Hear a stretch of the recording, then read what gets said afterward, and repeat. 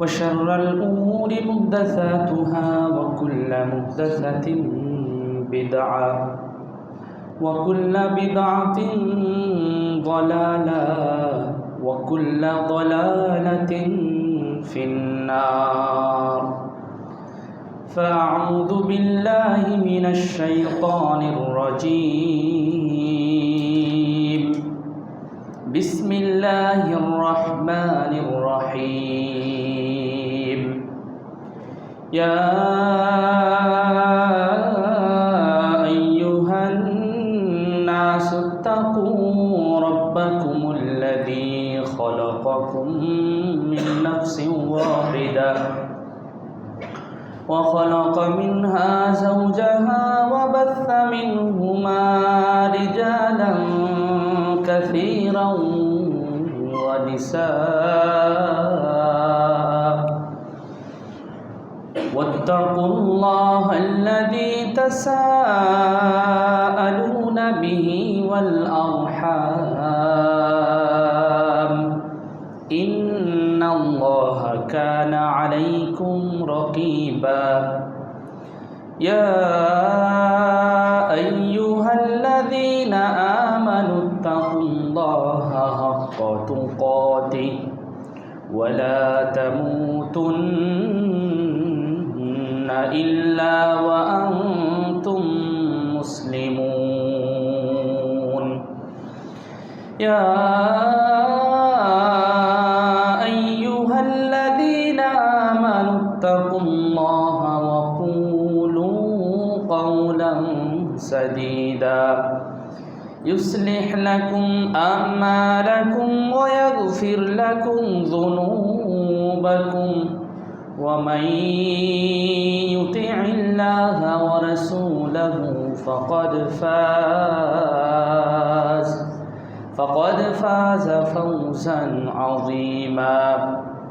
فقد قال الله تبارك وتعالى في كلامه المجيد. فأعوذ بالله من الشيطان الرجيم.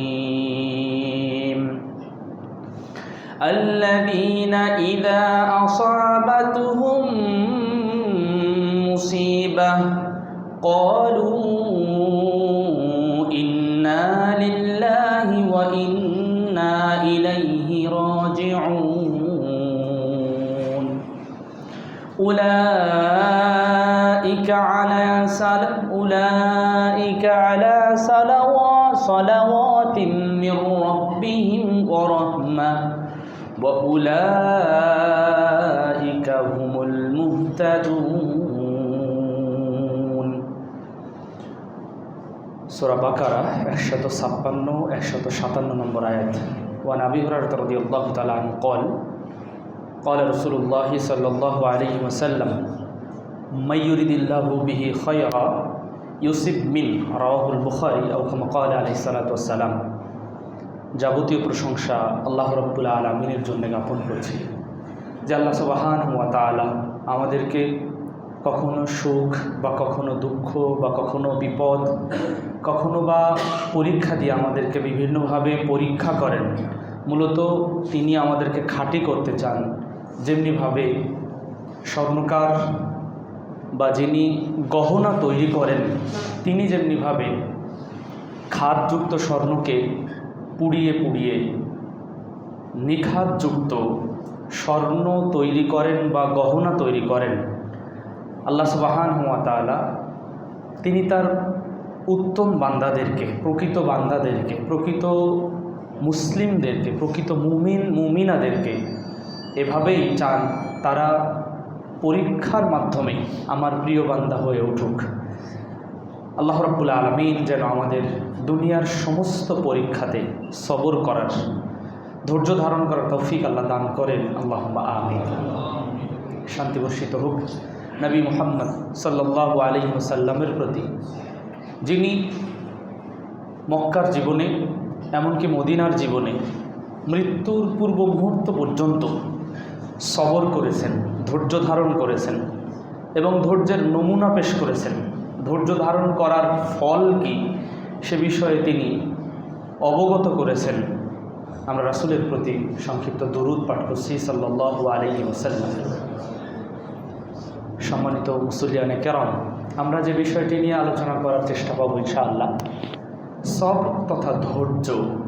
এই বিষয়টি হয়তোবা আমরা আলোচনার শুরুতেই মনে করতে পারি ধৈর্য, তাহলে বিপদ আসলেই ধৈর্য ধরতে হবে, এটাই তো ব্যাস। যদিও আমাদের দৃষ্টিতে ধৈর্য বলতে বিপদ এসেছে সবর করতে হবে, ধৈর্য ধরতে হবে, এটাই। রাগ হচ্ছে সবর করতে হবে, এটাই আমরা অনেকে এরকম মনে করতে পারি। কিন্তু সবরের অনেক ধরন বা প্রকরণ আছে। সবর, কোনো সবর আল্লাহ যে বিধান দিয়েছেন সেটা মেনে নেওয়া, এটা এক ধরনের সবর। আল্লাহ যেটা হারাম করেছেন, নবী মুহাম্মদ সাল্লাল্লাহু আলাইহি ওয়াসাল্লাম যেটা হারামের নির্দেশনা দিয়েছেন সেটা থেকে বেঁচে থাকা, এটা হচ্ছে সবরের দ্বিতীয় প্রকার। তৃতীয় প্রকার যেটা, আল্লাহ যে দুঃখ কষ্ট আমাদের তাকদিরে রেখেছেন, যে ফায়সালা দিয়েছেন, সেটার উপরে বিশ্বাস করে পৃথিবীতে চলা, এটা হচ্ছে সবরের তৃতীয় প্রকার। আমরা ধৈর্য বলতে শুধুমাত্র বিপদে পড়লেই বুঝি ধৈর্য ধারণ করতে হবে এমনটি।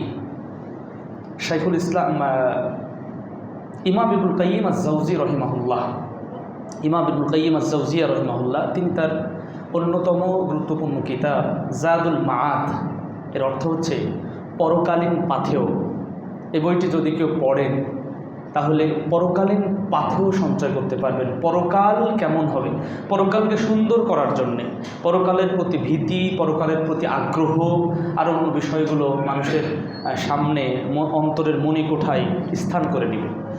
তো তিনি বলছেন আস-সবরু মিনাল ঈমান, সবরটা হচ্ছে ঈমানের এমন একটি অংশ, বিমানজিলাতির রাসি মিনাল জাসাদ, শরীরের মধ্যে মাথা যেমন গুরুত্বপূর্ণ, ঠিক অনুরূপভাবে ঈমানের মধ্যে সবর বা ধৈর্য হচ্ছে অতটাই গুরুত্বপূর্ণ। যদি একটু সোজা করে আমরা বোঝার চেষ্টা করি, মানুষের বডি আছে, মাথা নেই, বডিবিহীন মানুষ কল্পনাই করা যায় না, কারণ তিনি মৃত। ঠিক অনুরূপভাবে যদি সবর না থাকে তাহলে ঈমানদার হলেও মানে বডি থাকবে মাথা থাকবে না, এরকম ঈমানদার। তাহলে বোঝা যায় সবর গুরুত্বপূর্ণ বিষয়, ধৈর্য গুরুত্বপূর্ণ বিষয়। সবরের তিনটা প্রকারের মধ্যে প্রথম প্রকার যেটা আস-সবরু আলাল্লাহ, আল্লাহর প্রতি, আল্লাহ যে বিধান দিয়েছেন সেই বিধানের প্রতি, আস-সবরু আলা তাআ, আনুগত্যের প্রতি সবর করা। দ্বিতীয় প্রকার হচ্ছে আস-সবরু আনিল মাসিয়া, পাপ থেকে নিজেকে বাঁচানো। তো ইমাম ইবনুল কাইয়িম আজ-জাওজিয়া রাহিমাহুল্লাহ তিনি বলছেন যে সবরের যে তিনটি প্রকার আছে তার মধ্যে গুরুত্বপূর্ণ এবং সবথেকে কঠিন হচ্ছে আস-সবরু আলা তাআতিল্লাহ, আল্লাহর আনুগত্যের উপরে সবর করা। প্রশ্ন থাকতে পারে, আল্লাহর আনুগত্যের উপরে সবর করতে গেলে এটা আবার সবথেকে কঠিন হবে কেন? কারণ এই জায়গায় মানুষকে স্বাধীনতা দেওয়া হয়েছে। আল্লাহর আনুগত্য আপনি করতেও পারেন, আমি নাও করতে পারি, যদিও পরকালীন শাস্তি এবং ইহকালীন অকল্যাণ রয়েছে। তারপর আল্লাহ সুবহানাহু ওয়া তাআলা সূরা দাহরের মধ্যে বলছেন, ইন্না হাদাইনাহুস সাবিলা ইম্মা শাকিরা ওয়া ইম্মা কাফুরা। দুটি পথ বলে দেওয়া হয়েছে, তার একটি পথ যদি ভালো পথ গ্রহণ করে তাহলে সে হেদায়েতের পথ পাবে, সে কৃতজ্ঞ ভাজন হবে, কৃতজ্ঞ মানে বান্দা হবে। আর যদি সে কৃতজ্ঞতার পথকে, আল্লাহ যে এত কিছু দিয়েছেন, আল্লাহ যে বিধান দিয়েছেন, নবী সাল্লাল্লাহু আলাইহি ওয়াসাল্লাম যে দিক নির্দেশনা দিয়েছেন, তাকে উপেক্ষা করে সে যখন চলবে সে অকৃতজ্ঞদের অন্তর্ভুক্ত হবে। লক্ষ্য যদি আমরা করি, এই পৃথিবীতে তো আজকে 600 কোটির উপরে মানুষ, প্রায় 700 কোটি মানুষ, 700 কোটি, আমাদের দেশে 18 কোটি প্লাস মাইনাস। তো এরকম সারা পৃথিবীতে 700 কোটি, মানে 100 কোটি 200 কোটি, এভাবে 700 কোটি মানুষ। খুব অল্প সংখ্যক মানুষই আল্লাহর বিধানকে মেনে নিয়েছে, খুব অল্প সংখ্যক মানুষই আল্লাহ দান করুন, আপনি আমার জন্য দোয়া করছেন, আর এক ভাই দোয়া করছেন, এভাবে দোয়া করছেন। আর ওই সময় সবর করাটা আমার করতেই হবে, তাছাড়া উপায় নেই। বিপদ এসেছে সবর করতে হবে। কিন্তু আমার সামনে আল্লাহর আনুগত্য একদিকে, আবার আল্লাহর আনুগত্যহীনতা যখন এসেছে, কেউ গ্রহণ করছে আল্লাহর আনুগত্যকে, আবার কেউ গ্রহণ করছে আল্লাহর আনুগত্যহীনতাকে। তো এখানে কিন্তু মানুষকে স্বাধীনতা দেওয়া হয়েছে। তো আসসাবরু আলা তাআ এটা হচ্ছে সব থেকে আসাদ কঠিন, কারণ এখানে মানুষকে স্বাধীনতা দেওয়া হয়েছে। আল্লাহর আনুগত্য কেমন আমি আপনি যদি লক্ষ্য করি, শীতের সময় ফজরের আজান হয়েছে, অধিকাংশ মানুষই লেপ কাঁথা কম্বল মুড়ি দিয়ে ঘুমিয়ে থাকে। কিন্তু যিনি বিশ্বাস করেন এবং যিনি আল্লাহর সন্তুষ্টি কামনা করেন, ফজরের আজান হয়েছে আর ঘুমানোর সুযোগ নেই, আসরের আজান হয়েছে আর ঘুমানোর সুযোগ নেই, সময় হয়েছে আমার নিজের টাকা থেকে আমাকে জাকাত দিতে হবে, নতুবা এই টাকা আমার জন্য হারাম হবে, আমার ইনকামের মধ্যে হারাম প্রবেশ করে থাকবে। একজন নারী, তার সৌন্দর্য আল্লাহ রাব্বুল আলামিন দিয়েছেন, কিন্তু তিনি চাচ্ছেন তার সৌন্দর্যকে তার স্বামীর জন্যেই শুধুমাত্র খাস করতে, নির্দিষ্ট করতে। আর সমাজের অধিকাংশ নারী, অধিকাংশ মা বোনেরা তারা চিন্তা করছে না আল্লাহ তো চেহারা দিয়েছেন, সুতরাং চেহারা দেখালে সমস্যা কি, এই যে কয়দিন চেহারা থাকে। অথচ এটা যে তিনি অনবরত জেনা করেই যাচ্ছেন এবং অসংখ্য হাজার হাজার মানুষকে জেনা করাচ্ছেন, হাজার হাজার মানুষকে। তো একজন ব্যক্তি, একজন মহিলা বা একজন মা বা বোন, তিনি আনুগত্য করছেন আল্লাহর সন্তুষ্টির জন্যে, যে না এটা যার জন্যে খাস তার জন্য নির্দিষ্ট, আর এটা আল্লাহ, আমি আমার দ্বারা কেউ পাপী হোক এ কাজ আমি করব না। তার মানে তিনি আনুগত্যের পথও বেছে নিতে পারতেন, আবার আনুগত্যহীনতার পথকে বেছে নিতে পারতেন, কিন্তু তিনি আনুগত্যকে মেনে নিয়েছেন যে না পর্দা করতে হবে। যেমনিভাবে সলাত আমার জন্য ফরজ, যেমনিভাবে অন্যান্য ইবাদত আমার জন্য ফরজ, ঠিক অনুরূপভাবে আমি একজন নারী, আমার জন্য এই পর্দা মেনটেন করাটাও হচ্ছে অন্যতম ফরজিয়াত। তো এই যে ব্যক্তি, তো এই স্বাভাবিক, অনেকে বলেন পর্দা করতে গেলে নাক মুখ দম বন্ধ হয়ে যায়। ইউনিভার্সিটির একজন ম্যাম, তিনি আমাদের কোনো এক ইউনিভার্সিটিতে পদচারণা ঢাকার, তো তিনি বলছেন আসলে এটা কষ্টকর, এই যে নাক মুখ বেঁধে থাকা এটা খুব কষ্ট হয়ে যায়। তো তখন আমরা বললাম যে আল্লাহ যেহেতু শরীয়ত দিয়েছেন, তাহলে সেই শরীয়ত মানতে কষ্ট হলেও সেটার মধ্যে কল্যাণ রয়েছে। আল্লাহ রাব্বুল আলামিন এমনিতেই কি আল্লাহ সুবহানাহু ওয়া তাআলা জান্নাত দিবেন? অসম্ভব। আল্লাহ নবী মুহাম্মদ সাল্লাল্লাহু আলাইহি ওয়াসাল্লাম, সাহাবায়ে কেরাম দেখছেন যে তিনি ঘুমিয়ে আছেন, শুয়ে আছেন, উঠেছেন, পিঠে দাগ পড়ে আছে। উমর ইবনে খাত্তাব রাদিয়াল্লাহু তাআলা আনহুর জীবনীও তাই। নবী সাল্লাল্লাহু আলাইহি ওয়াসাল্লামের অবস্থা দেখে উমর ইবনে খাত্তাব সহ অন্যান্য সাহাবারা আফসোস করতেন, কিন্তু নবী সাল্লাল্লাহু আলাইহি ওয়াসাল্লাম এভাবেই বলতেন যে কাফেরদের জন্য দুনিয়া আর আমাদের জন্য লানাল আখিরাহ, আমাদের জন্য পরকাল। তার মানে দুনিয়ার সুখ শান্তি তারা চাইতেন না। নবী মুহাম্মদ সাল্লাল্লাহু আলাইহি ওয়াসাল্লাম তাকে প্রস্তাব দেওয়া হলো মক্কার কুফফারে কুরাইশ কর্তৃক, যে মুহাম্মদ, তোমার যে ধর্ম আর আমাদের যে ধর্ম, তুমি যে ধর্ম নতুন করে প্রচার করছো, 6 মাস তোমারটা থাক আর 6 মাস আমাদেরটা থাক, এই মিলে মোটামুটি একটা ব্যালেন্স করে আমরা চলতে শুরু করি। আল্লাহ রাব্বুল আলামিন আয়াত নাজিল করলেন, বিসমিল্লাহির রহমানির রহিম, কুল ইয়া আইয়ুহাল কাফিরুন লা আ'বুদু মা তা'বুদুন। এখানে তার কিন্তু অনেক কিছু দিতে চেয়েছিল তৎকালীন সময়ে। কখনো কখনো দেখা যায় একজন আলেম, তিনি অনেক সুন্দর ছিলেন, কিন্তু অর্থের লোভে অথবা ক্ষমতার লোভে অথবা কেউ লোভের আচ্ছানি দিয়েছে, সেখানে তিনি বিক্রি হয়ে গেছেন। এটা এটা স্বাভাবিক। কেন স্বাভাবিক? শয়তান চাইবে মানুষকে প্ররোচিত করতে, শয়তান চাইবে মানুষকে ধোঁকা দিতে। তো তিনি যদি এটা মনে করতেন যে না আমার সামনে এসেছে হারাম, আমি হারামকে বর্জন করে হালালকে গ্রহণ করব, এখানে যদি সবর করতেন, ধৈর্য ধরতেন, তাহলে এর জন্য বড় পুরস্কার তিনি আল্লাহর কাছে পেতেন। তো এই যে নবী সাল্লাল্লাহু আলাইহি ওয়াসাল্লামকে দুনিয়া দেওয়ার কথা বলা হলো, দুনিয়ার সৌন্দর্য চাকচিক্য সব কিছু তিনি উপেক্ষা করে আল্লাহর যে বিধান সেটাকে বাস্তবায়ন করার জন্যে সেখানে সবকে তিনি বাদ দিলেন। এটা নবী সাল্লাল্লাহু আলাইহি ওয়াসাল্লামের হক গ্রহণ এবং যেটা বাতিল সেটাকে বর্জনের একটা নমুনা এ ঘটনা থেকে পাওয়া যায়। তো নবী সাল্লাল্লাহু আলাইহি ওয়াসাল্লাম তিনি বাস্তব জীবনে এগুলো আমাদেরকে রূপরেখা দিয়েছেন, এজন্যই যে তিনি চাইলেই দুনিয়া পেতেন, কিন্তু তিনি ওই কথাই বলতেন যে কুফফারদের জন্য, যারা দুনিয়া পূজারী, তাদের জন্য দুনিয়া, লানাল আখিরা, এবং আমাদের জন্য হচ্ছে পরকাল। তো এই আসবরু আলা তাআ, আল্লাহর প্রতি আনুগত্য প্রকাশ করতে যে পর্দার ক্ষেত্র, আমার পকেটের টাকা আমি কষ্ট করে ইনকাম করলাম, সেই টাকা থেকে আবার 2.5%, 100 টাকায় 2.5 টাকা নির্দিষ্ট পরিমাণে পৌঁছালে, সময়ে পৌঁছালে আমাকে জাকাত দিতে হবে। এটা কেমন? এটাই আল্লাহর আনুগত্য, সবর করা। কারণ ওখানে বৃদ্ধি পাবে, ওখানে পবিত্র হবে, ওখানে আল্লাহর সন্তুষ্টি অর্জন হবে, যে মানে আমার ইবাদতের মধ্যে যে অন্যের হক সেটা বের করে দেওয়া হবে।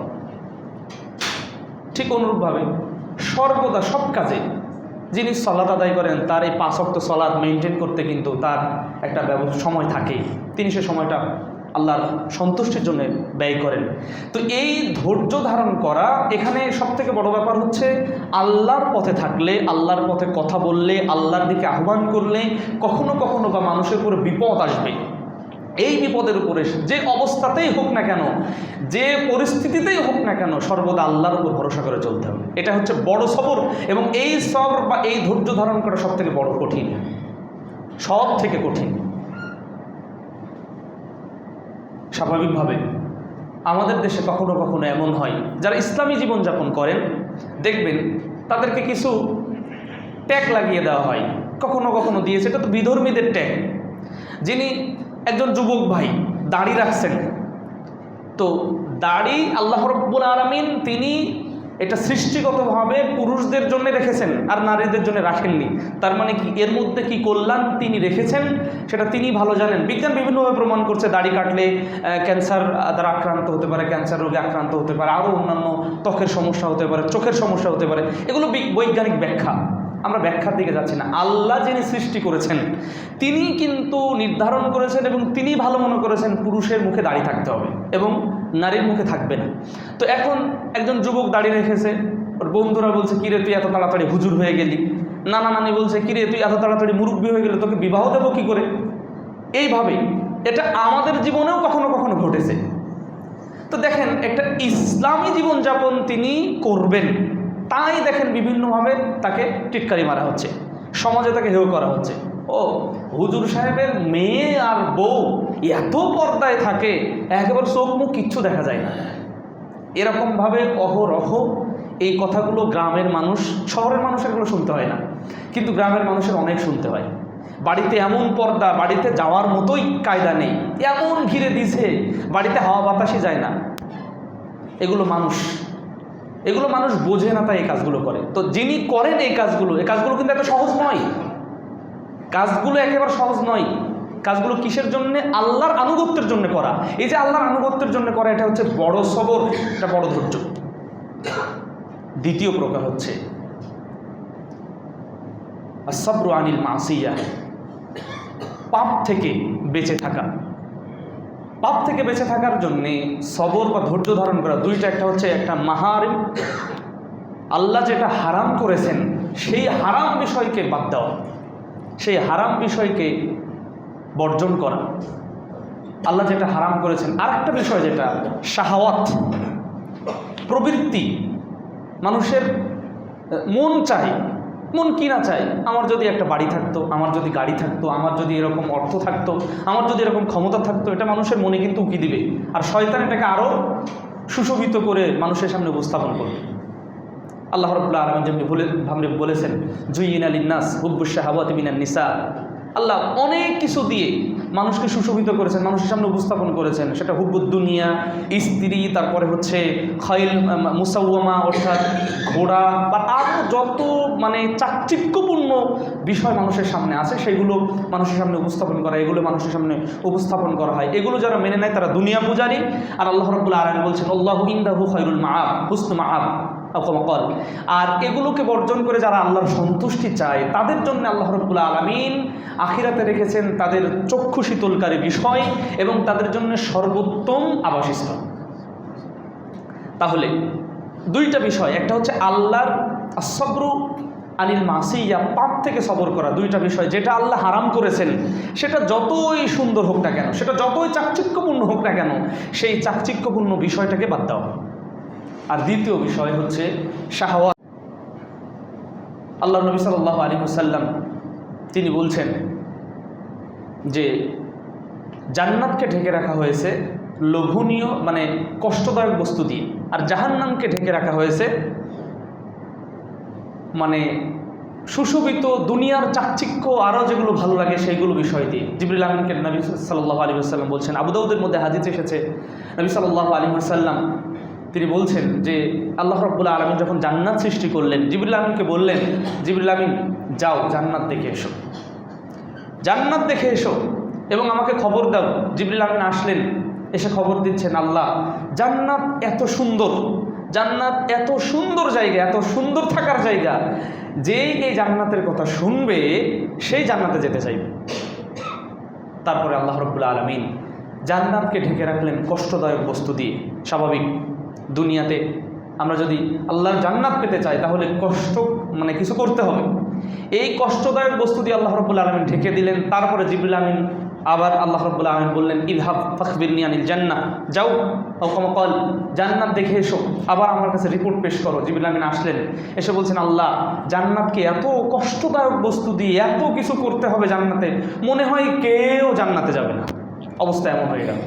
আল্লাহ রাব্বুল আলামিন জাহান্নাম সৃষ্টি করলেন। জিবরিল আমিন যাও আমাকে খবর দাও। জিবরিল আমিন আসলেন, এসে বলছেন, আল্লাহ জাহান্নাম এত আযাবের জায়গা, এত ভয়ঙ্কর জায়গা, এই জাহান্নামের কথা যেই শুনবে সেই জাহান্নাম থেকে পালানোর চেষ্টা করবে, সেই জাহান্নাম থেকে পালানোর চেষ্টা করবে। আবার চতুর্থবার জিবরিল আমিনকে আল্লাহ রাব্বুল আলামিন বলছেন, যাও আবার জাহান্নাম দেখে এসো। আল্লাহ রাব্বুল আলামিন জাহান্নামকে লোভনীয় বস্তু দ্বারা ঢেকে দিলেন। এরপর জিবরিল আমিন বলছেন, আল্লাহ জাহান্নাম কি এত লোভনীয় এবং খায়েশপূর্ণ এবং শাহাওয়াতপূর্ণ, মনের প্রবৃত্তির যে কাজকর্মগুলো এইগুলো দিয়ে ঢেকে রাখা হয়েছে, মনে হয় অধিকাংশ মানুষই জাহান্নামে চলে যাবে, অধিকাংশ মানুষই জাহান্নামে চলে যাবে। এই যে শাহাওয়াত, মনের প্রবৃত্তি, মন যাচাই। আপনি দেখেন আপনার মনটাকে বা আমার মনটাকে আমি জিজ্ঞাসা করি, আমার মন অনেক কিছু চাই। এত কষ্ট করে চলার কি দরকার? যদি আরও কিছু টাকা থাকতো তাহলে এই টাকাগুলো ব্যবসায় খাটানো যেত। এই চলার জন্য কত কষ্ট, যদি একটা গাড়ি থাকতো তাহলে কত সুন্দর হতো। এরকম মানুষের মন চাইতে পারে, কিন্তু এই চাওয়াটাকে যারা কন্ট্রোল করতে পারবে, এই চাওয়াকে যারা অবদমিত করতে পারবে আল্লাহর সন্তুষ্টির জন্য, না বেশি হলে আল্লাহর জায়গা থেকে হয়তো গাফেল হতে পারে। হ্যাঁ, দুনিয়াতে টাকা পয়সা আরও অন্যান্য বিষয়ের প্রয়োজন রয়েছে, কিন্তু যতটুকু প্রয়োজন ততটুকু আল্লাহর কাছে চাও। আল্লাহ যেই জিনিস আমার জন্য ফিতনা হয়, আল্লাহ সুবহানাহু ওয়া তাআলা যেটা বললেন, ইন্নামা আমওয়ালুকুম ওয়া আওলাদুকুম ফিতনা, নিশ্চয়ই তোমাদের সম্পদ, নিশ্চয়ই তোমাদের সন্ততি তোমাদের জন্য ফিতনা বা পরীক্ষার বস্তু। সম্পদ উপার্জন করতে যেয়ে মানুষের চোখ অন্ধ হয়ে যায়, সম্পদ উপার্জন করতে যেয়ে মানুষ হালাল হারাম বাছ বিচার করে না, সন্তানের জন্য কাজ করতে যেয়ে ও দেখে না কিসের আমার পরকাল, করতে হবে সন্তানের জন্য। অধিকাংশ মানুষ, স্বাভাবিক একজন পিতা একজন মা সবাই চিন্তা করেন যে না আমার সন্তানের জন্য কিছু রেখে যেতে হবে, কারণ এই প্রবৃত্তি মানুষের মধ্যে থাকবে। কিন্তু এই প্রবৃত্তিটাকে যদি আমরা কন্ট্রোল করতে পারি তাহলে এটাও একটা সবরের বড় প্রকাশ, সবরের একটা বড় প্রকার। আপনি ইমানদার হতে পারবো না। তাকদীরের যেটা কাদার, আল্লাহ রাব্বুল আলামিন যেটা আসমান জমিন সৃষ্টির 50,000 বছর পূর্বে নির্ধারণ করেছেন, এই নির্ধারণ করা বিষয়টি আমাকে আপনাকে মেনে নিতে হবে। কল্যাণের ক্ষেত্রে সেটার প্রশংসা করা, আল্লাহর প্রশংসা করা, এবং অকল্যাণের ক্ষেত্রে আল্লাহ রাব্বুল আলামিনের জন্যে আল্লাহর দিকেই রুজু করা। আল্লাহ এর মধ্যে কল্যাণ রয়েছে, আমাকে সবর করার তৌফিক দান করুন, আমিন। এভাবে এজন্যে সহিহ মুসলিমের মধ্যে একটি হাদিস এসেছে, আল্লাহ নবী সাল্লাল্লাহু আলাইহি ওয়াসাল্লামের সাহাবী সুহাইব বিন সিনান আর-রুমি রাদিয়াল্লাহু তাআলা আনহু থেকে বর্ণিত হাদিসটি। তিনি বলছেন, আজাবান লিআমরিল মুমিন ইন্নাল আমরা কুল্লাহা খায়র। আরে মুমিনের বিষয়টা বড় আশ্চর্যজনক। মুমিন যারা প্রকৃত বিশ্বাসী, যারা প্রকৃত মুমিন, প্রকৃত মুমিনা, এদের বিষয়টা বড়ই আশ্চর্যজনক। ফাইন্নাল আমরা কুল্লাহা খায়র, কারণ এর প্রত্যেকটা পার্ট, প্রত্যেকটা অংশই হচ্ছে কল্যাণকর। এমনকি মানে পৃথিবীতে আর কেউ নেই মুমিনের বিষয়ের মতো, এমন সব বিষয় কল্যাণকর। যখন তার উপরে কোনো বিপদ আসে, যখন সে কোনো মানে কিছু পায় আল্লাহর পক্ষ থেকে, ফাহামিদা, সে আল্লাহর প্রশংসা করে, ফাকানা খায়রাল্লাহ, এটা তার জন্য কল্যাণকর হয়ে যায়। আমি একটা বিষয় পেয়েছি, আমরা স্বাভাবিকভাবে যে কোনো বিষয় আমরা কিন্তু বলার চেষ্টা করি আলহামদুলিল্লাহ, এটা আল্লাহ আমাকে দিয়েছেন, আলহামদুলিল্লাহ এটা আল্লাহ আমাকে দিয়েছেন, এটা আল্লাহ আমাকে খাওয়াচ্ছেন, এটা আল্লাহ রাব্বুল আলামিন আমাকে দিয়েছেন, এই বিষয় কিন্তু আমরা বলি। যদি না বলি এটা কিন্তু অনুচিত একজন মুসলিম হিসাবে, কারণ সব কিছুর ফায়সালা যে আল্লাহর কাছে, যিনি আমাকে রিজিক দিচ্ছেন। এই জন্য তো আল্লাহ নবী সাল্লাল্লাহু আলাইহি ওয়াসাল্লাম যখন খাবার শেষ হতো তিনি বলতেন আলহামদুলিল্লাহ, আলহামদুলিল্লাহিল্লাযী আত'আমানি হাযা ওয়া রাযাকানিহি মিন গায়রি হাওলিন মিন্নি ওয়ালা কুওয়া। সকল প্রশংসা আল্লাহর জন্য, যিনি আত'আমানি হাযা, যিনি আমাকে খাওয়াচ্ছেন, মিন গায়রি হাওলিন মিন্নি ওয়ালা কুওয়া, এখানে আমার কোনো চেষ্টা, আমার কোনো ক্ষমতা, আমার প্রচেষ্টা ছিল না, তিনি আমাকে খাওয়াচ্ছেন বিনা চেষ্টায়, বিনা প্রচেষ্টায়। চাকরি মাত্র একটা নাম কস্তে, একটা ওসিলা মাত্র। ব্রেন দিয়েছেন আল্লাহ, ব্রেনের শক্তি দিয়েছেন আল্লাহ, পরীক্ষায় পাশ করেছে, চাকরি পেয়েছে, সবগুলো আল্লাহ সুবহানাহু ওয়া তাআলা আমার চেষ্টা জাস্ট তিনি দিয়েছেন। তো এই যে আল্লাহ রাব্বুল আলামিন দিয়েছেন, নবী সাল্লাল্লাহু আলাইহি ওয়াসাল্লাম বলছেন মুমিনের বিষয়টা বড়ই আশ্চর্যজনক। সে যখন কোনো কল্যাণ পায় ফাহামিদাল্লাহ, সে আল্লাহর প্রশংসা করে। ফাকানা খায়রাল্লাহ, যখন আল্লাহর প্রশংসা করবে, ওমাই ইয়াশকুর ফাইন্নামা ইয়াশকুরু লিনাফসি, আল্লাহ বলছেন যে আল্লাহর কৃতজ্ঞ ভাজন হবে, সে তার জন্যে এটা কৃতজ্ঞতার কাজ করবে।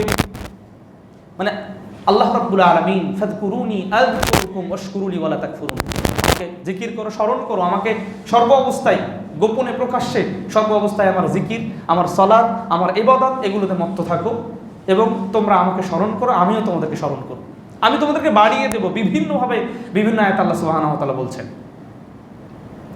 তো এই যে মুমিন যখন কল্যাণ পাচ্ছে তখন সে আল্লাহর প্রশংসা করছে। নবী সাল্লাল্লাহু আলাইহি ওয়াসাল্লাম বলছেন আর যখন সে বিপদে পড়ছে, ওই নাসাবাতহু দররা, যখন সে তার উপরে কোনো বিপদ এসে পড়ছে,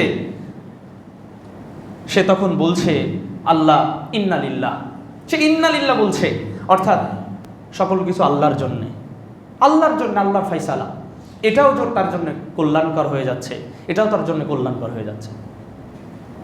নবী সাল্লাল্লাহু আলাইহি ওয়াসাল্লাম এভাবে আমাদেরকে বিভিন্নভাবে তিনি আমাদেরকে উদ্বুদ্ধ করতেন যেন আমরা সর্বদা ধৈর্যের উপরে থাকি, সবরের উপরে থাকি। সাহাবায়ে কেরাম কখনো কখনো এমন হয়েছে তাদের উপরে নির্যাতন, বিশেষ করে মক্কার প্রথম যুগে নবী সাল্লাল্লাহু আলাইহি ওয়াসাল্লাম 13টি বছরের শুরুর দিকে প্রথম 3 বছর গোপনে দাওয়াত দিলেন, তারপরে আল্লাহর পক্ষ থেকে ওহীপ্রাপ্ত হয়ে প্রকাশ্যে দাওয়াত দিতে শুরু করলেন। এরপরে একের পর এক তার উপরে বিভিন্ন জুলুম, শুধুমাত্র তার উপরে না, সাহাবায়ে কেরাম একেবারে খুব মানে চূড়ান্ত পর্যায়ে যেয়ে বলছেন হে আল্লাহর নবী সাল্লাল্লাহু আলাইহি ওয়াসাল্লাম, আপনি আমাদের জন্য একটু দোয়া করুন, আপনি আমাদের জন্য একটু দোয়া করুন, কল্যাণের দোয়া করুন, আমরা আর থাকতে পারছি না। তোমরা কি এত সহজেই আল্লাহর কল্যাণ পাবে? আর পূর্ববর্তীদের উপরে তাদের দিন ধর্ম পালন করার কারণে তাদের কাউকে কাউকে দ্বিখণ্ডিত করে দেওয়া হয়েছে, তাদের মাথার মধ্যখান দিয়ে করাত চলে গেছে, তারপরেও আল্লাহর বিধানের উপরে, আল্লাহর ফায়সালার উপরে তারা সবর করে, ধৈর্য ধারণ করে পৃথিবী থেকে বিদায় নিয়েছে। আজকে আমাদের যদি এরকম করে পরীক্ষা আসতো, তাহলে আমরা যে কোথায় পালাতাম। আমরা এমনিতেই দিন ধর্ম পালন করি, কিন্তু একটু চিন্তা করি না যে আল্লাহ আমাকে যে কোনো সময় পরীক্ষা নিতে পারেন। একটু মানুষের যেই মানে মাইলস্টোন ট্র্যাজেডি বলি আর যেই ট্র্যাজেডি বলি, বিভিন্ন সময় বিভিন্ন ইনসিডেন্ট হয়ে যায়, কিন্তু সবাই যদি মনে করে যে না আল্লাহর পক্ষ থেকে কল্যাণ বা ফায়সালা। কারণ ছোট্ট বাচ্চা যার মারা যায়, এই বাচ্চা পিতামাতাকে জান্নাতে না নিয়ে সে জান্নাতে যাবে না, এটা কত কল্যাণকর। ছোট্ট বাচ্চা, আপনার মাসুম বাচ্চা মারা গেছে, হয়তোবা মায়ের পেটে রূহ এসেছিল, রূহ আসার পরে সেই সন্তান চলে গেল, অথবা পৃথিবীতে এসেই চলে গেছে, অথবা 7, 8, 10 বছর বা বালেগ হওয়ার পূর্বেই পৃথিবী থেকে বিদায় নিয়েছে। এই সন্তান আপনার আমার জন্য কতটা না কল্যাণকর, কিন্তু আমরা সবর করতে পারি না, আমরা ধৈর্য ধারণ করতে পারি না। সে যখন তাকে যখন জান্নাত দেওয়া হবে, আল্লাহ আপনার কাছে আমাদের আবেদন হচ্ছে আমার পিতামাতাকে আমি জান্নাতে না নিয়ে আমরা জান্নাতে যাব না। এটা কল্যাণকর, যদিও মেনে নিতে অনেক কষ্টকর, মেনে নেওয়াটা অনেক, সবরের ওয়াজ করা অনেক কঠিন, কিন্তু সবর করা বড় জটিল। সবরের ওয়াজ করা বা মানুষকে উপদেশ দেওয়া এটা খুব সহজ, কিন্তু সবর করা অনেক কঠিন। কিন্তু আমাকে আপনাকে আল্লাহর সন্তুষ্টির জন্যে আমাকে আপনাকে সবর করতেই হবে। মানুষের যে শাহওয়াত, মানুষের যে প্রবৃত্তি, মানুষের এমনি মানে খেল খায়েশ যেটা, এটাকে আমাকে আপনাকে যদি আপনি যদি অবদমিত করতে পারি, একটা রিজিক আমার আসতেছিল, হয়তোবা রিজিকটা বন্ধ হয়ে গেছে, আমি আর একজনকে দোষ দিচ্ছি, অথবা আর একজনকে দোষারোপ করছি, আপনি মেনে নেই না কারণ ওটা আমার আপনার রিজিকে বরাদ্দ ছিল না। কেউ কেউ যারা নাস্তিক টাইপের তারা কটাক্ষ করে বলে হুজুরেরা বড্ড ঝামেলা, যখন না পায় তখন বলে এটা তাকদিরে ছিল না। আস্তাগফিরুল্লাহ, আস্তাগফিরুল্লাহ। এরকম কথা আমরা বলতে শুনেছি যে বড্ড সমস্যা, আপনি যখন না পান তখন বলেন এটা আল্লাহ আমার রিজিকে ছিল না। তাই আশ্চর্য ব্যাপার, এ কেমন কথা? তার মানে কি তাকদিরের ফয়সালা তার এই বিষয়ে কিন্তু তার বিশ্বাস নেই। যদি তিনি না বুঝে বলেন তাহলে ভিন্ন কথা, আর যদি বুঝে বলেন তাহলে তার মুশকিল আছে। দ্বিতীয় প্রকার আমরা বলছিলাম আসসাবরু আনিল মাসিয়া, পাপ থেকে নিজেকে বাঁচানো। পাপ থেকে নিজেকে বাঁচানো, অসংখ্য পাপ। আপনি আমি যখন পথে বের হব, রাস্তায় বের হব, মোবাইলটা ধরবো, সর্বদা দেখেন আমার আপনার সামনে পাপের হাতছানি আর হাতছানি, পাপের হাতছানি আর হাতছানি। শুধুই নজর পাপ, শরীর, মন, তারপরে বিভিন্নভাবে আমার আপনার পাপের হাতছানি। মানুষের পাপ করা অনেক সহজ হয়ে গেছে। আবার এর বিপরীতটা যদি ধরি তাহলে জান্নাতে যাওয়ার জন্য উপকরণ আমার আপনার জন্য অনেক সহজলভ্য। যারা গান শোনে, গান শুনতে শুনতে বাসে আসতে আসতে পাশে বসা মুরব্বী মানুষ, তা আমি তাকাচ্ছি, একটু বুঝেও না, ঠিকই ওই যে টিকটক না কি যেন চালাচ্ছেন, মানে বিভিন্ন গান টান, এভাবে আমি তাকাচ্ছি বারবার। কোনো বোধ শক্তি নেই, বোধ নেই, বুদ্ধি নেই। মানে যে একজন মানে মানুষের হিতাহিত বোধ, আসলে তার এই বয়সে কি করা উচিত? ও যদি মোবাইল চালাতেই হয় তাহলে একটু কোরআন তেলাওয়াত শুনতে শুনতে আসতে পারতো, অথবা একটু দোয়া কালাম পড়তে পড়তে আসতে পারা যেত, আরও অনেক কিছু করা যেত। কিন্তু তা না করে ওই অবস্থায় যদি পৃথিবী থেকে বিদায় নিতে হয়, ওই অবস্থায়, কারণ রোড অ্যাক্সিডেন্ট হচ্ছে, এমন অবস্থায় পৃথিবী থেকে বিদায় নিতে হলো ওই সিনেমা দেখতে দেখতেই শেষ।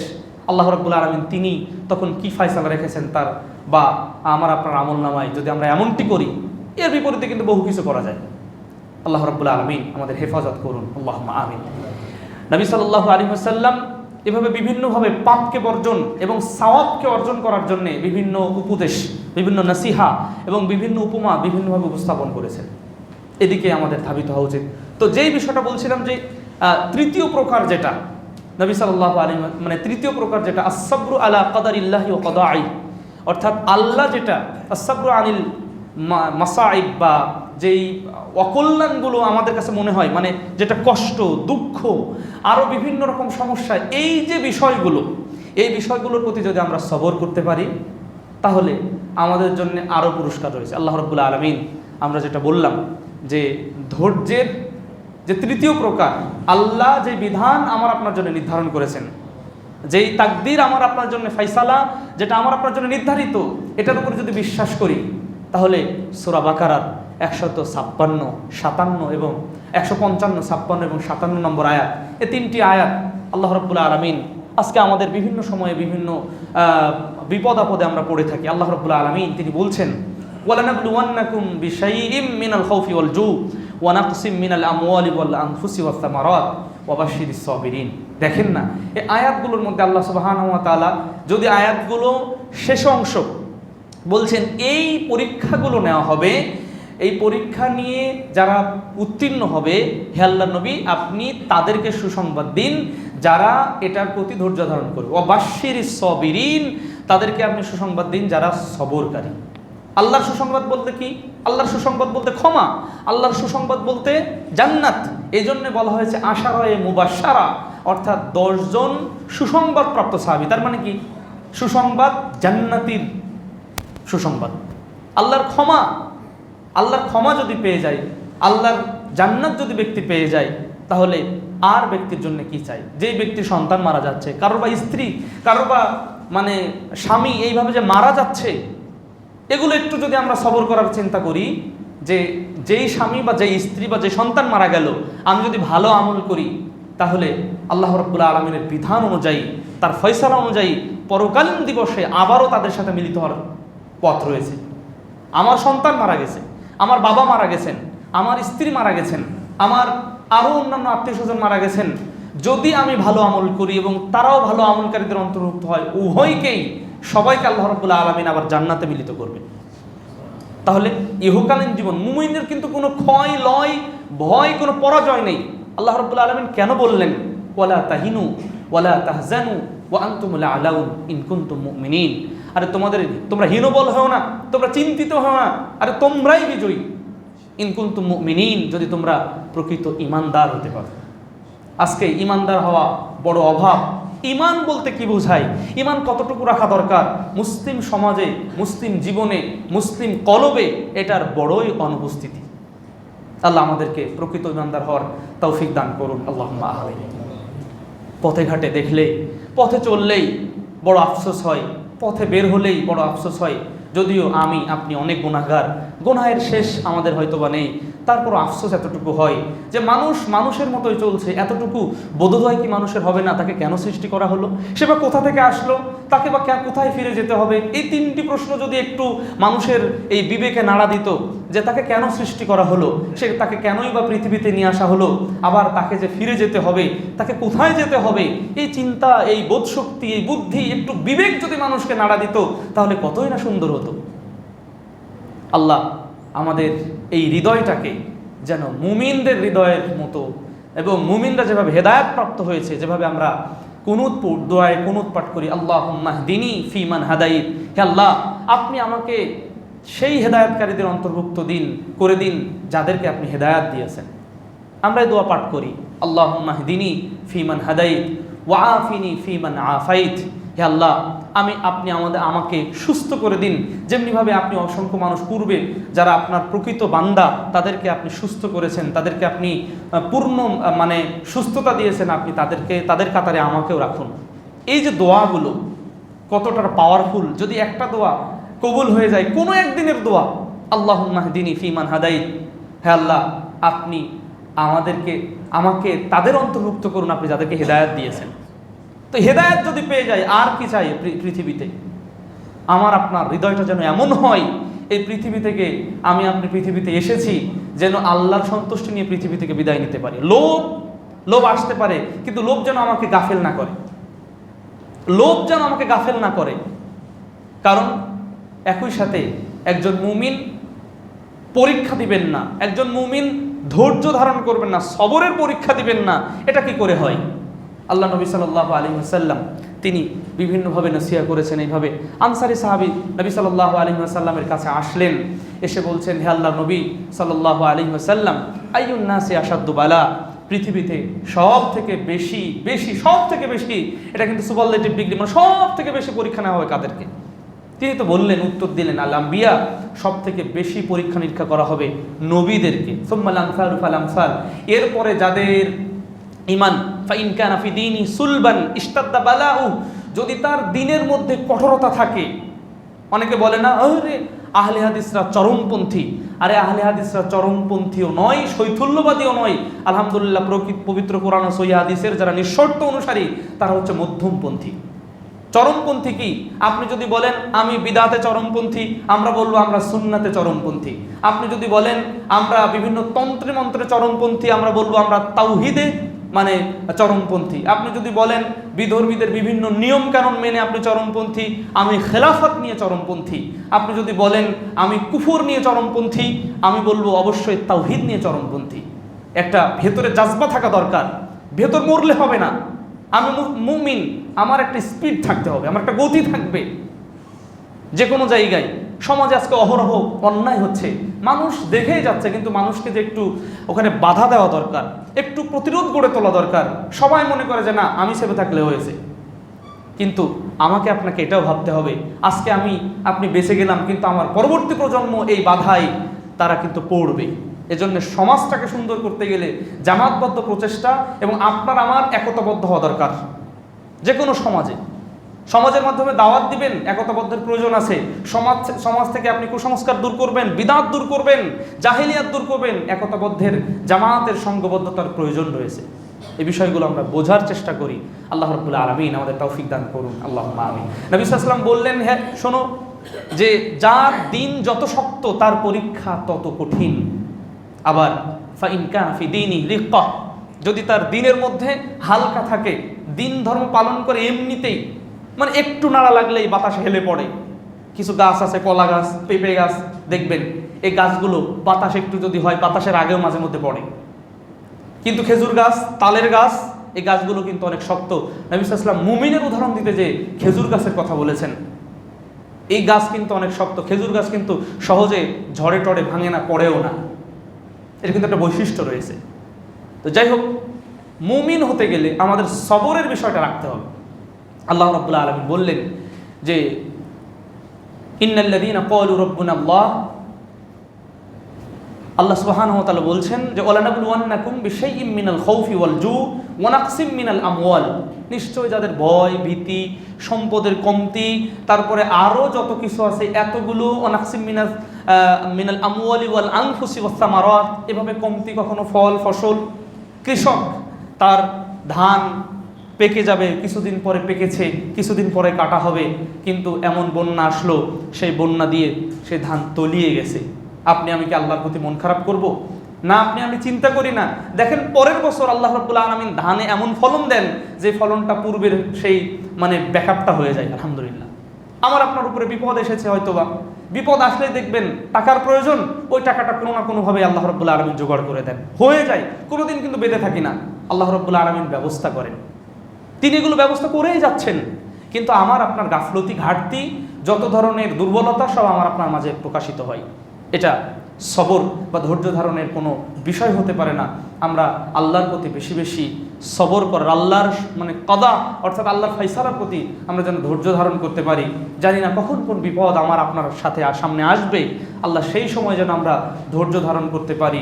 আল্লাহুম্মা আমিন। কারণ দুনিয়ায় চলতে গেলে কখনো কখনো সন্তানের বিষয় মনে হয়, না জানি কখন আমার সন্তানের দ্বারা আমি পরীক্ষায় পড়তে পারি, না জানি আমার স্ত্রী দ্বারা, আমার আত্মীয় দ্বারা, পিতামাতা আত্মীয় স্বজন দ্বারা পরীক্ষায় পড়তে পারি। সবসময় অন্তরটা কিন্তু একটু ছোটই থাকে। এই সময়ে আল্লাহ রাব্বুল আলামিন যে ফায়সালা দিয়েছেন সেই ফায়সালার প্রতি আমাকে আপনাকে অবশ্যই সন্তুষ্ট থাকতে হবে। ওয়ালানাবলুওয়ান্নাকুম বিশাইইম মিনাল খাউফি ওয়াল জু ওয়া নাকসিম মিনাল আমওয়ালি ওয়াল আনফুসি ওয়াস সামারাত ওয়া বাশশিরিস সাবিরিন আল্লাযীনা ইযা আসাবাতুহুম মুসিবা, যখন তাদের উপরে কোনো মুসিবত এসে পড়ে, বিপদ এসে পড়ে, ক্বালু, তারা বলে, ইন্না লিল্লাহ, আমরা তো আল্লাহর জন্যে, ওয়া ইন্না ইলাইহি রাজিউন, এবং আমরা তো তার দিকে সবাই প্রত্যাবর্তিত হব। এই পৃথিবীতে একটু বিপদ এসেছে, কিন্তু এই বিপদের পরে তো আপনাকে একটু পরেই তারা বলে যে আমরা তার দিকেই তো, যিনি বিপদ দিয়েছেন আমরা তার দিকেই তো ফিরে যাব, তার দিকেই তো আমাদেরকে ফিরে যেতে হবে। সুতরাং আমাকে আপনাকে অবশ্যই এই জায়গায় একটু সবর করার চেষ্টা করতে হবে। আল্লাহ সুবহানাহু ওয়া তাআলা তিনি বলছেন যে তারাই সফলকাম, তারাই হেদায়েত প্রাপ্ত, যারা এই সমস্ত সবরের উপরে তারা বিরজিত থাকবে, সবর যারা করবে। আল্লাহ রাব্বুল আলামিন আমাদেরকে প্রকৃত সবরকারীদের, ধৈর্য ধারণকারীদের অন্তর্ভুক্ত আমাদেরকে করুন। আল্লাহুম্মা আমিন। আমরা আজকে ধৈর্য ধারণ করতে পারছি না একটু বিপদে, যদি আমরা বলি যে বিমান দুর্ঘটনা বলি, আরও বিভিন্ন বাস অ্যাক্সিডেন্ট, লঞ্চ ডুবি, এটা অনাকাঙ্ক্ষিত। কিন্তু আমরা যদি লক্ষ্য করি, আপনি আমি প্রত্যেকটা ক্ষণ, প্রতিটা দিন আমাদের হৃদয় কাঁদে, প্রতিটা দিন, কিন্তু কিছুই মনে হয় যেন করণীয় নেই। তবে হ্যাঁ, একটা করণীয় কিন্তু অবশ্যই রয়েছে। আজকে ফিলিস্তিন বা ছোট্ট শিশু খাবার আনতে গেছে, খাবার আনতে যাওয়ার কারণে ওই বর্বর ইহুদিদের তাকে দেখেই তাকে গুলি করেছে। ছোট্ট শিশু, 5 অথবা 6 বছরের সন্তান। এটা যদি আমার ছেলে হতো, এমনিতে তো খাবার ক্ষুধার যন্ত্রণায় তারা ধুকে ধুকে মরছে, আবার যখনই খাবার দেওয়া হচ্ছে, সেই খাবার যখন আনতে যাচ্ছে, তখন পাখির মতো তাক করে করে, টার্গেট করে করে তাদেরকে পৃথিবী থেকে বিদায় করে দেওয়া হচ্ছে। আল্লাহু আকবার। আমার আপনার একটু সবর করতে পারছি না, আর তাদের উপরে যেই নির্যাতনগুলো করছে, ধরুন আমরা মাইলস্টোন ট্র্যাজেডি বলি, যেটা উত্তরার 21শে জুলাই ঘটলো, তো এটা কিন্তু অনাকাঙ্ক্ষিতভাবে বিমান এসে পড়েছে। বিমানের পাইলটের ত্রুটি হোক, বিমানের যান্ত্রিক ত্রুটি হোক, যে কোনোভাবে এটা তাকদির তাদের ছিল। এটা মারা গেছে প্রায় ধরেন 30+-, আবার 70-80 হচ্ছে ইনজুর্ড হয়েছে। তো এই এতটুকু হলো, এটা অনাকাঙ্ক্ষিতভাবে। কিন্তু ওই বর্বর ইহুদিরা, ওই নেতানিয়াহু প্রশাসন বলি, আর ওই পৃথিবীর জালেমরা তাদেরকে দেখে দেখে টার্গেট করে করে মারছে, দেখে দেখে টার্গেট করে করে মারছে। আজকে বাংলাদেশ প্রেক্ষাপটে কমিশন নিয়ে, জাতিসংঘের শান্তি রক্ষা কমিশন নিয়ে আমাদের কেন কথা বলতে হবে, যেখানে ফিলিস্তিন ইস্যুতে জাতিসংঘ শান্তি রক্ষা কমিশন কিছুই করতে পারলো না, যেখানে মায়ানমার ইস্যুতে কিছুই করতে পারলো না, যেখানে কাশ্মীর ইস্যুতে কিছুই করতে পারলো না। ইহুদিদেরই জয় জয়কার, বাংলাদেশে এসে শান্তি রক্ষার জন্য আপনাকে কেন অফিস করতে হবে? আর এদেশে যারা প্রশাসন রয়েছে তারাও বা কেন এটা অনুমোদন দিবেন? আগে অন্য জায়গায় নজির স্থাপন করুন, তারপরে আমাদের দেশে এসে আপনি শান্তির কাজ করুন। আপনার নিজের মধ্যে শান্তি নাই, আপনার নিজের দ্বারা শান্তির কোনো প্রতীক চিহ্ন আমরা পেলাম না, আমাদের দেশে শান্তি প্রতিষ্ঠা করতে চাইেন না। উদ্দেশ্য আমরা বুঝি, উদ্দেশ্য এই দেশের মুসলিমদেরকে ওই আবারও টুইন টাওয়ারের ঘটনা দিয়ে মুসলিমদেরকে জঙ্গি বানানো হবে। এই বিষয়গুলো আমাদের যারা শাসক আছে তাদের একটু বোঝা দরকার, যে যেই ব্যক্তি ব্যর্থ, এই ব্যর্থ লোককে চাকরি দিয়ে আমার কোম্পানিকে কেন নষ্ট করব? যারা ব্যর্থতার বিভিন্ন পরিচয় দিয়েছেন, আমাদের দেশ শান্তিপূর্ণ দেশ, তার এখানে শান্তি রক্ষা মিশন এগুলো করার কি দরকার? আগে আগে নজির স্থাপন করুন। আমরা দোয়া করছি যারা প্রশাসনে আছেন, যারা সরকারে বা উপদেষ্টা বা যারাই বলি না কেন, তাদের জন্য দোয়া করছি এই মুসলিমদের কল্যাণে তাদের একটু বুদ্ধি আল্লাহ রাব্বুল আলামিন দিন, এবং মুসলিম এবং ইসলামের কল্যাণে দিন। কারণ দিন শেষে, নিঃশ্বাস শেষে আমাকে আপনাকে সবাইকে কবরে যেতে হবে। ওখানে বলা চলবে না আমেরিকার পক্ষের মানুষ ছিলাম, না ইন্ডিয়ার পক্ষের ছিলাম, না জার্মানের ছিলাম, এখন কোন পক্ষের বিপক্ষের কোন দলের ছিলাম, সব কিছু বাদ হয়ে যাবে। ওখানে প্রশ্ন যেটা করা হবে ওখানে কিন্তু খবর হয়ে যাবে। সুতরাং আল্লাহর সন্তুষ্টির জন্য, ইসলামের কল্যাণে, মুসলমানদের কল্যাণে, যেহেতু মুসলিমদের দেশ, তাহলে মুসলিমদের জন্য কোনটা কল্যাণকর হবে?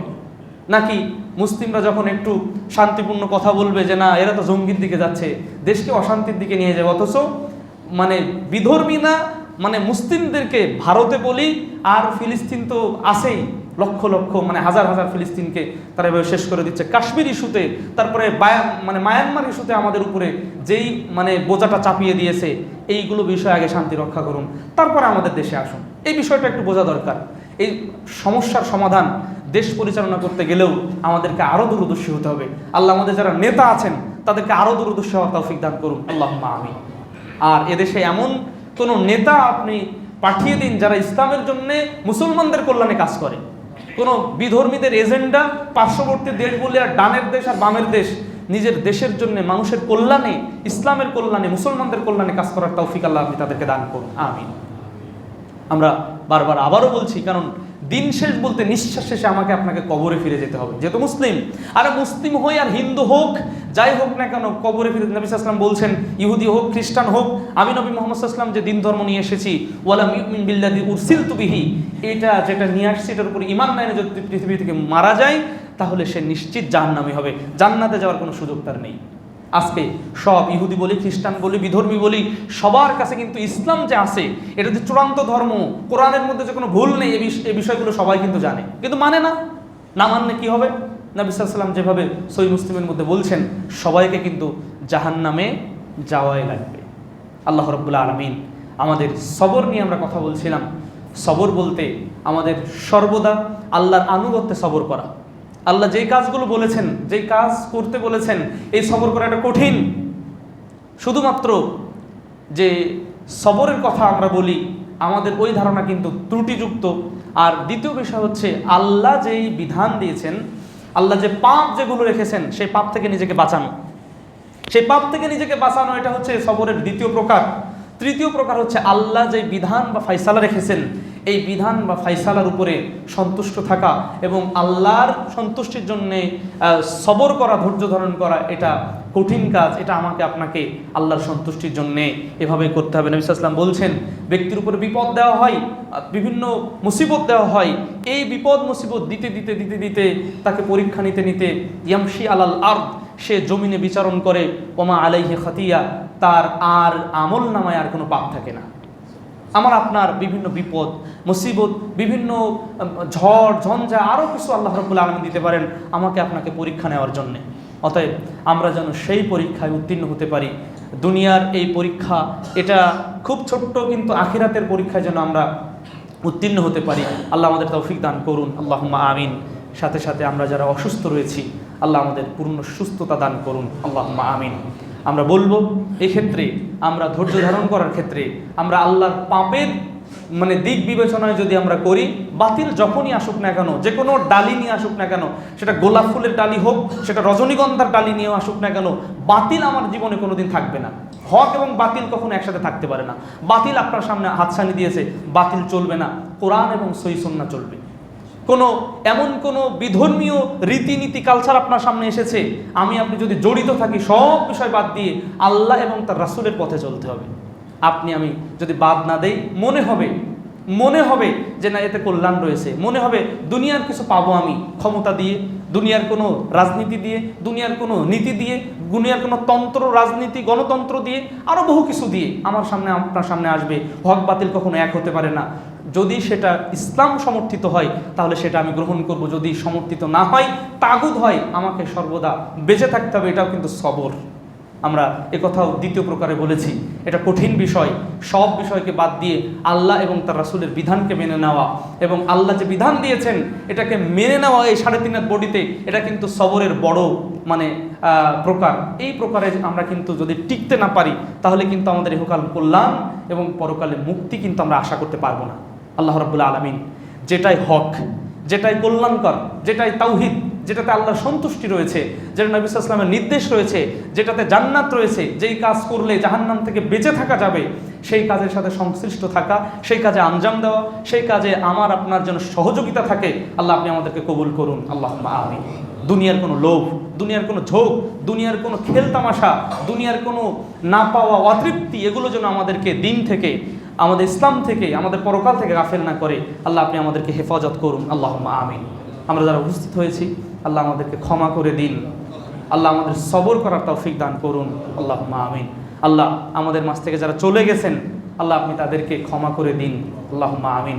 যারা এদেশে প্রকৃত ইসলামের দাওয়াত দিচ্ছে, পবিত্র কোরআন ও সহিহ হাদিসের দাওয়াত দিচ্ছে, যারা বলছেন আসুন পবিত্র কোরআন ও সহিহ হাদিসের আলোকে জীবন গড়ি, তারা যেন নিজেরা জীবন গড়তে পারেন এবং আমরা যেন জীবন গড়তে পারি, এবং আমরাও যেন সবাই পবিত্র কোরআন ও সহিহ হাদিসের আলোকে নিজের ব্যক্তিগত জীবন, পারিবারিক জীবন, সামাজিক জীবন, বৈশ্বিক এবং সব জীবনটা যেন কোরআন ও হাদিস সহিহ হাদিসের আলোকে ঢেলে সাজাতে পারি। আল্লাহ আমাদের তৌফিক দান করুন, আল্লাহুম্মা আমিন আমিন। সাথে সাথে যারা চলে গেছেন আমরা তাদের গুনাহগার উত্তরসূরি হিসেবে দোয়া করছি, আল্লাহ আপনি তাদের ভুল ত্রুটি ক্ষমা করে দিন। আপনি আমাদের মাঝ থেকে আত্মীয় স্বজন, পিতামাতা অনেকে চলে গেছেন, আপনি তাদের ভুল ত্রুটি ক্ষমা করে দিয়ে জান্নাতের মেহমান হিসাবে কবুল করে নিন, আল্লাহুম্মা আমিন। খুতবার শেষে আবারও দোয়া করছি, আল্লাহ ফিলিস্তিন ভাই বোনদের যেই দৃশ্যগুলো আমরা দেখে থাকতে পারছি না, আমাদের করণীয় এই সময়ে দোয়া ছাড়া আর কিছুই নেই। আরেকটি বিষয় যেটা আপনারা আপনাদের যদি বিশ্বস্ত কোনো প্রতিষ্ঠান থাকে সেখানে ফিলিস্তিন ভাই বোনদের টাকা দিয়ে আপনারা সহযোগিতা করতে পারেন। আলহামদুলিল্লাহ আমরা আমাদের যে সাংগঠনিক যে বেজ রয়েছে সেখানে কিন্তু ডক্টর আহমদ আবদুল্লাহ সাকিব ভাই, মোহতারাম আমিরে জামাতের ছেলে, তার বন্ধু ওখানে একজন ডক্টর আছে, তার মাধ্যমে আমরা টাকাটা পাঠিয়ে সেখানে আমাদের মিশরি ছাত্র রয়েছে, আমাদের মার্কাজেরই ছাত্র, তাদের মাধ্যমে কিন্তু সেখানে খাবার বিতরণ চলছে, বিভিন্ন সময় রান্না করা খাবার, কখনো কখনো অন্য হাদিয়া তোহফা দেওয়ার চেষ্টা করা হচ্ছে। এখানে কয়েকটা কাজ, একটা হচ্ছে ইহুদিদের পণ্য বর্জন করা সর্ব অবস্থায়, দেশীয় পণ্যের মধ্যে আমাদেরকে সন্তুষ্ট থাকতে হবে, বিদেশি পণ্যের চাইতে দেশের পণ্য যেগুলো আছে সেগুলো চেষ্টা করতে হবে। যদি একান্ত না পাই, তাই বলে আমি বলছি না কিন্তু ওটা ব্যবহার করা হারাম, যদি না পাই তাহলে আমাকে আপনাকে সেটা নিতে পারি।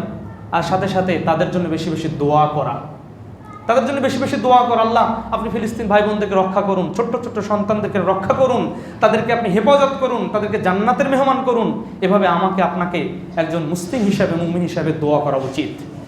সাথে সাথে আমার আপনার যতটুকু সাধ্য রয়েছে ততটুকু আমি কিন্তু সহযোগিতা করতে পারি তাদের জন্যে, যার যেভাবে বিশ্বস্ত জায়গা রয়েছে সেই জায়গা থেকে আপনারা সহযোগিতা করবেন বলে আমরা অনুরোধ জানাচ্ছি। আমি আপনি সুন্দর খাচ্ছি, আমি আপনি সুন্দর বাড়িতে থাকছি, তাদের থাকারও জায়গা নেই, বস্তিতে থাকে, ওই জালেমরা বস্তিতে যে বোম্বিং করছে। আল্লাহ আপনি তাদেরকে ধ্বংস করে দিন এবং মুসলিমদেরকে আপনি নুসরা দান করুন, সহযোগিতা দান করুন, আল্লাহুম্মা আমিন। আকুলু কাওলি হাযা ওয়া আস্তাগফিরুল্লাহি ওয়া লাকুম ওয়া লিসাইরিল মুসলিমিন ফাস্তাগফিরু ইন্নাহু হুয়াল গফুরুর রহিম।